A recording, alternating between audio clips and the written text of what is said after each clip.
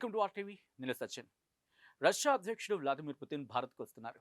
Putin వచ్చిన దగ్గర నుంచి వెళ్లేంత వరకు కూడా ఫుల్ సెక్యూరిటీ ఉంటుంది. అయితే ఇక్కడ ఒక ఇంట్రెస్టింగ్ విషయం ఉంది. అదేంటంటే పుతిన్ ఇండియా టూర్లో ఆయన తినే తిండి నుంచి తాగే నీరు దాకా అన్ని రష్యా నుంచి తీసుకొస్తారట. ఆఖరికి అధ్యక్షుడు ఉపయోగించే టాయిలెట్ను కూడా రష్యా నుంచే తీసుకొస్తారట. పుతిన్ని తీసుకొచ్చే విమానంతో పాటు ఇంకో 2 విమానాలు కూడా వస్తున్నాయి. ఆ 2 విమానాలు ఎందుకు వస్తున్నాయి? ఆయన ప్రయాణించే విమానాన్ని ఎందుకు ఫ్లయింగ్ క్రెమ్లిన్ అంటారు? పర్యటనలో మొబైల్ ఫోన్ కూడా పుతిన్ వాడరు. అటువంటి క్రమంలో ఆయనకున్న ప్రత్యామ్నాయాలు ఏంటి? అంటే ఆల్టర్నేటివ్స్ ఏంటి? పుతిన్‌తో పాటు ఎంతమంది భారత్‌కు వస్తున్నారు? ఈ డీటెయిల్స్ అన్ని ఇప్పుడు చూద్దాం. పుతిన్ ప్రయాణించే విమానం పేరు ఇల్యూషన్ IL-96-300 PU. దీన్ని ఫ్లయింగ్ క్రెమ్లిన్ అని కూడా అంటారు. దీనిలో మీటింగ్ ఛాంబర్ ఉంటుంది, కాన్ఫరెన్స్ రూమ్ ఉంటుంది, bedroom, bar, gym, medical room ఇలా చాలా ఉంటాయి. అయితే విమానం లోపల బంగారు పూత పూసి ఉంటుంది. ఒకేసారి 262 మంది ప్రయాణించవచ్చు ఈ విమానంలో. పుతిన్ ప్రయాణిస్తున్న టైంలో యుద్ధ విమానాలు ఎస్కాట్గా వెళ్తాయి. ఈ విమానంతో పాటు ఇంకొక 2 విమానాలు కూడా బయలుదేరతాయి. కారణం, ఒకవేళ ఏ టైంలోనైనా ఇల్యూషన్ IL-96-300 PUలో కనుక సమస్య తలెత్తింది అనుకుందాం. ఒకవేళ ఆ ఫ్లయింగ్ సంబంధించి జరుగుతున్న క్రమంలో దాంట్లో ఇష్యూ వచ్చింది అనుకుందాం. వెంటనే ఆ విమానాల్లో ఏదో ఒక దాన్ని, అంటే మనం మాట్లాడుకున్నాంగా 2 ఆల్టర్నేటివ్గా ఇంకొక 2 విమానాలు కూడా బయలుదేరుతాయని చెప్పి, దాంట్లో ఏదో ఒక దానిలో పుతిన్ను తిరుగు ప్రయాణానికి ఏర్పాట్లు చేస్తారు. ఆఖరికి ఆ విమానానికి రిపేర్లు కూడా వేరే వాళ్ళకి అప్పగించరు. అంటే విదేశాలకు వెళ్తారు కదా, అక్కడున్న వాళ్ళకి ఎవ్వరికి అప్పగించరు. రష్యన్ టెక్నీషియన్తోని దానికి మరమ్మతులు చేస్తారు. పుతిన్‌తో పాటు దాదాపు 100 మంది ఆయన సెక్యూరిటీ టీమ్, అసిస్టెంట్లు కూడా ఉంటారు. వీరంతా ఆయన టూర్‌కు ఒక 2 వారాల ముందే క్వారంటైన్‌లోకి వెళ్ళిపోతారట. అవును, మీరు విన్నది నేను అన్నది అక్షరాల నిజం. సో ఇలా మాట్లాడుకుంటున్నాం కదా, అసలు ఇంతకీ ఇల్యూషన్ IL-96-300 PUని ఎందుకు అనే క్వశ్చన్ వస్తుంది కదా, దాని గురించి మాట్లాడుకుందాం. ఈ ఇల్యూషన్ 96-300 PU దీనిలో అడ్వాన్స్డ్ సెక్యూరిటీ సిస్టమ్ని ఏర్పాటు చేయడం జరిగింది. అధ్యక్షుడికి ఎటువంటి అపాయం తలెత్తకుండా, ఎటువంటి ఇష్యూస్ తలెత్తకుండా ఎలక్ట్రానిక్స్ కౌంటర్ మెషర్స్ కూడా దీంట్లో ఏర్పాటు చేయడం జరిగింది. ఇతర సేఫ్టీ ఫీచర్స్ కూడా దీనిలో ఉన్నాయి. ఇది పూర్తిగా రష్యాలోనే తయారైన విమానం. దాంతో స్వదేశీ శక్తిని అధ్యక్షుడు ప్రపంచానికి చాటుతున్నారు అనే మాట వినిపిస్తూ ఉంటుంది. అంతేకాదు, దేశ ప్రజల్లో ధైర్యాన్ని నింపి స్వదేశీ పరిజ్ఞానానికి మరింత బలాన్ని ఇస్తున్నామనే సందేశాన్ని ప్రపంచానికి చెబుతున్నారు అనే చర్చ కూడా జరుగుతూ ఉంటుంది. ఇక పుతిన్ విమానం పేరు ఇల్యూషన్ IL-96-300 PUలోని PU అంటే ఏంటి అనే డౌట్ వస్తుంది కదా. రైట్, దాని గురించి మాట్లాడుకుందాం. రష్యాలోని దీన్ని పంక్త్ ఉప్రవ్లేనియా అర్థమైంది కదా. రష్యాలో దీన్ని పంక్త్ ఉప్రవ్లేనియా అంటారు PU అంటే. దీని అర్థం ఏంటంటే కమాండ్ పోస్ట్ అన్నమాట. అదేంటి కమాండ్ పోస్ట్ అనుకుంటున్నారు కదా, మాట్లాడతాం.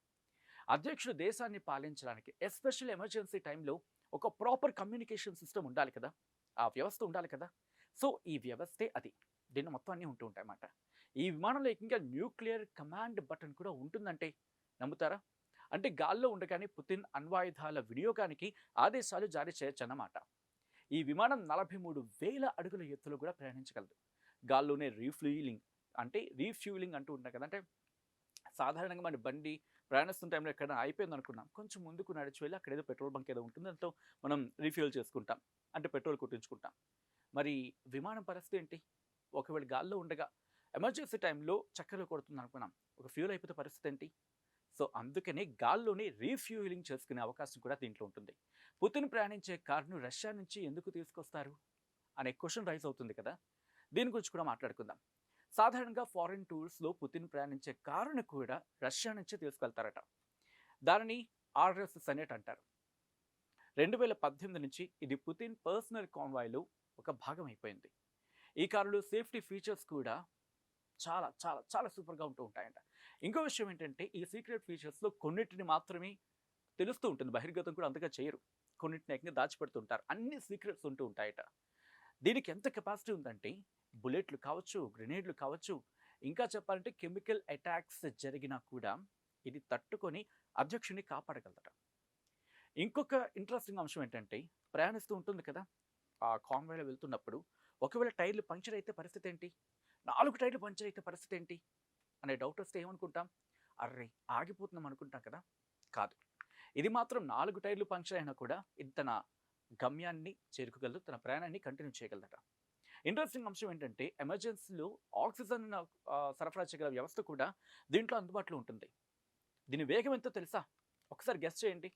ఓ 100 కిలోమీటర్లు గంటకి, ఒక 120, 130, 150 కాదు. ఏకంగా గంటకు 249 కిలోమీటర్ల వేగంతో ప్రయాణిస్తుంది ఈ కార్. ఆయన కాన్వాయ్లో ఉన్న ఆ కార్. మినీ ఫ్రిజ్ దీంట్లో ఉంది. ఎమర్జెన్సీ ఎగ్జిట్ కూడా దీంట్లో ఉంటుంది. చైనాలో ఎస్సీఓ సమ్మిట్ అయింది గుర్తుందా? ఆ టైంలో రష్యా అధ్యక్షుడు పుతిన్ తీసుకొచ్చింది ఇదిగో ఈ కాన్వాయ్లోని ఈ కార్ని. పుతిన్తో కలిసి మోదీ ప్రయాణించారు గుర్తుందా? ఈ వెహికల్లోని. సో అంతటి ఇంపార్టెన్స్, అంతటి ప్రాధాన్యత ఉంటుంది రష్యా అధ్యక్షుడి విషయంలో అక్కడ కాన్వాయ్కి సంబంధించి. సో ఇక్కడి నుంచి కాస్త ముందుకు వెళ్తాం. మరి ముఖ్యంగా విదేశీ పర్యటనలో పుతిన్ భద్రతా ఏర్పాట్లకు సంబంధించి బాధ్యతలను ఎవరు చూసుకుంటారు అనే అనుమానం వస్తూ ఉంటుంది కదా. దీన్ని చూసుకునేది ప్రెసిడెన్షియల్ సెక్యూరిటీ సర్వీస్ మాట. వీళ్ళు ఏం చేస్తారంటే అధ్యక్షుడి రాకకు, ఫర్ సపోజ్ ఇండియాకు వస్తున్నారు అనుకుందాం. సో వాళ్ళకి ఆల్రెడీ షెడ్యూల్ ఉంటుంది, వాళ్ళకి ఆ టైం ఉంటుంది, తెలుస్తుంది.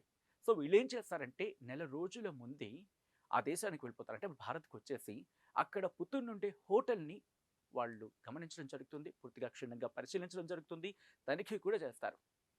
పుతిన్ సెక్యూరిటీ బృందంలో ఫెడరల్ సెక్యూరిటీ సర్వీస్ ఉంటుంది, దాంతోపాటు ఫారిన్ ఇంటెలిజెన్స్ సర్వీస్ లాంటి అనేకమైన విభాగాలు ఉంటాయి. ఆ విభాగాలకు సంబంధించిన అధికారులు స్వయంగా వాళ్ళే వాటిని పర్యవేక్షించడం జరుగుతూ ఉంటుంది. వాళ్ళే అక్కడికి వెళ్తూ ఉంటారన్నమాట. సో పుతిన్ రావడానికి ముందే ఆయన ఉపయోగించే సబ్బులు, షాంపూలు, హ్యాండ్ వాష్, టూత్పేస్ట్, ఇంకా ఆయన ఉపయోగించే ఇంకా చెప్పాలంటే ప్రతి చిల్లి గవ్వను, ప్రతి వస్తువును వాళ్ళు క్షుణ్ణంగా పరిశీలిస్తారు, తనిఖీ చేయడం జరుగుతుంది. హోటల్లో ఎటువంటి ఏర్పాట్లు ఉన్నాయి ఇవన్నీ కూడా. ఈ విషయం ఏంటంటే వీటిని కూడా అక్కడి నుంచి తీసుకొస్తారు, రష్యా నుంచి. రష్యా అధ్యక్షుడు మొబైల్ ఫోన్ వాడతారా? ఈ క్వశ్చన్ వస్తూ ఉంటుంది కదా. ఎందుకంటే ఇదంతా శాటిలైట్ కమ్యూనికేషన్ వ్యవస్థ, కమ్యూనికేషన్లో ఎక్కడైనా ఇన్ఫర్మేషన్ వెళ్ళొచ్చు, ఇదంతా చర్చ జరుగుతూ ఉంటుంది కదా. అయితే ఇంట్రెస్టింగ్గా రష్యా అధ్యక్షుడు మొబైల్ ఫోన్లను ఉపయోగించరట, మరి ముఖ్యంగా పర్యటన విషయంలో. మరి అంటే అప్పుడు కమ్యూనికేషన్ ఎట్లా? దాని గురించి మాట్లాడుకుందాం. సో ఇక్కడ సెక్యూర్ కమ్యూనికేషన్ లైన్లోనే ఆయన కాన్వర్జేషన్ చేస్తూ ఉంటారట. సో దీనికోసం ఆయన హోటల్స్ లేకపోతే హోటల్ గదులు ఒక స్పెషల్ టెలిఫోన్ బూత్ని ఏర్పాటు చేయడం జరుగుతుంది. రష్యన్ సెక్యూరిటీ టీం కావచ్చు, లేకపోతే ఆయనకు సంబంధించిన టీం. హోటల్లో ఉన్న టైంలో పుతిన్ అక్కడ బాత్రూమ్ను కూడా ఉపయోగించరట. ఆయన కోసం రష్యా నుంచి ఏకంగా మొబైల్ బాత్రూమ్ను కూడా తీసుకొచ్చి అక్కడ ఆయన గదిలో దాన్ని ఏర్పాటు చేయడం జరుగుతుంది. మరి ముఖ్యంగా ఫారెన్ టూర్లో ఉన్నప్పుడు పుతిన్ తినే ఆహార పదార్థాలు, తీసుకునే డ్రింక్స్ అన్నీ అన్నీ కూడా రష్యా నుంచి తీసుకొస్తారట. ఇవన్నీ వండేందుకు మరి ఇక్కడ వాళ్ళేనా? కాదు. ఇంత చేసిన వాళ్ళు ఇది వదిలేస్తారా? అందుకే ప్రత్యేకంగా వంట వాళ్ళు కావచ్చు, హోటల్ సిబ్బంది కూడా మాస్కో నుంచే వస్తారు. రష్యా అధ్యక్షుడు ఉండే హోటల్లో ఆయన సెక్యూరిటీ టీం ప్రత్యేకంగా క్రెమ్లిన్ షెఫ్ కోసం ఒక లిఫ్ట్ని ఏర్పాటు చేస్తారట. అర్థమవుతుందా? క్రెమ్లిన్ అంటే వాళ్ళ భద్రతకు సంబంధించి మాట్లాడుకునే ఆ సిస్టమ్ గురించి. మరి ముఖ్యంగా ఒక విధంగా చెప్పాలంటే రష్యన్ చెఫ్ అంటే పుతిన్కి వంట వండి పెట్టే ఆ చెఫ్కి కోసం ఒక లిఫ్ట్ని వాళ్ళు ఏర్పాటు చేయడం జరుగుతుందట. దాంతోపాటు ఆయన వండిన వంటను కూడా చెక్ చేస్తారు. దానికోసం ఏకంగా ఒక మొబైల్ ల్యాబ్ని వాళ్ళు ఏర్పాటు చేస్తారట. అర్థమవుతుంది కదా. For suppose I'm saying, for example ఒక పులిహోర వండారు అనుకుందాం. ఆ పులిహోరను ఫస్ట్ టెస్ట్ చేస్తారు ల్యాబ్లో. ఆ తర్వాత మాత్రమే అది సేఫ్ అని అనుకున్న తర్వాత మాత్రం వెళ్తుంది. దీనికోసం ఏక మొబైల్ ల్యాబ్ని రష్యా నుంచి పట్టుకొస్తారట వీళ్ళు. పుతిన్ చుట్టూ ఎప్పుడు 4 అంచెల భద్రతా వ్యవస్థ ఉంటుంది. బహిరంగ కార్యక్రమాల్లో ఆయన ఎప్పుడు బుల్లెట్ ప్రూఫ్ జాకెట్ను ధరిస్తారంటూ కూడా చర్చ జరుగుతూ ఉంటుంది. అయితే పుతిన్కు దగ్గరగా ఉంటే గార్డుల చేతిలో ఒక బ్రీఫ్ కేస్ ఉంటుంది. ఎప్పుడైనా మీరు గమనించారా? సాధారణంగా అధ్యక్షులు కావచ్చు, లేకపోతే ప్రధానుడు కావచ్చు, వీళ్ళ దగ్గర ఉన్నప్పుడు అక్కడున్న గన్మ్యాన్స్ కావచ్చు, లేకపోతే మరి ముఖ్యంగా అక్కడ వాళ్ళ గార్డ్స్ ఉంటారు కదా, వాళ్ళ చేతిలో ఒక బ్రీఫ్ కేస్ లాంటి ఉంటుంది. గుర్తించారా?